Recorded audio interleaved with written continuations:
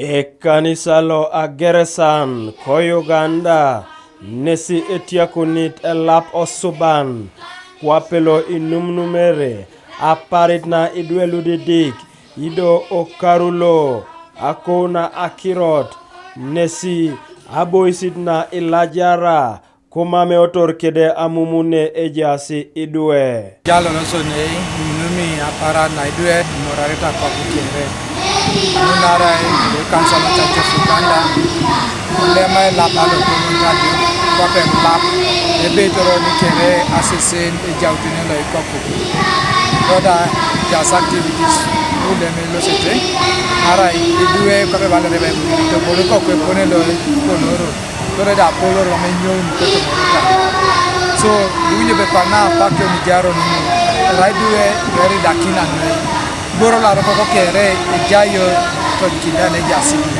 la ro ko da sakami ke agents kere jayo tinga to somero kasi anda kiro na ro ko amate jayo ya kiro na kilo kiro na yelo ni jayo to me jasi ni gente kesi e da to kesa groki ni due akes ero ke de cha akolo kebe imame ngare na kwa no ngare na kansa ngare ko da ku ga da kwa ko kesi ro le jara ni ko ni kere bi ko ku ene jaro se ku ikoto jani chiti ikoto sidu Ayuar ikoto sidu eto polono na jokan ikoto sidu aitanyo inye kiji ko kunyin icheto ne pedora ina kile poison koto maomisho poison ko ponesho chekere empilo ebuku serere Emmanuel Omoding loda aboikit aminista na chichina ichorin Helena Doa kwape epejonon lo angosi bib ngesi abu kilip Auriak aitoshom Idwe ka aitan kesi ejok.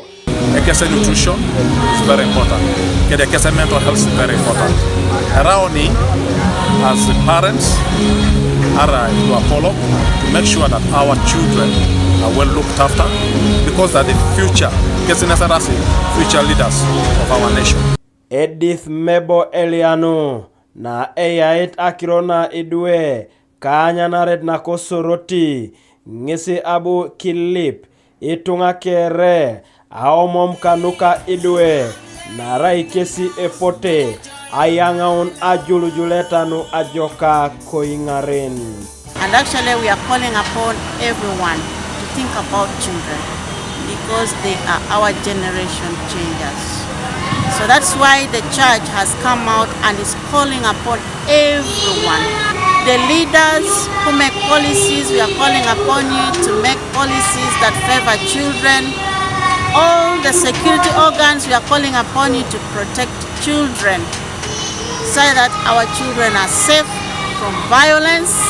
They may know that yes, there can be a society that is free of violence and we can have a peaceful nation.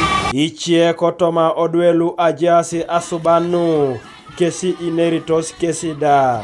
Happy for this day and I have learned many things. I have learned children have been defiled, raped and abused day and night. Even child abuse is around the world. We should stop this world by asking for forgiveness from God so that peace will be around the world. I am very happy today because it's our day as children and I planned that as children we are very special. And I tell all children there that don't ever say that you don't believe in yourself because you don't know what you might become in future. And I'm telling the parents that let them keep our children safe because many things are happening in the world. Koibuga soroti isomero ilu edolete ikanyare kesi ajaikina asobaneno. Kanuka TV East Habat Paul Eyoku Koibuga soroti.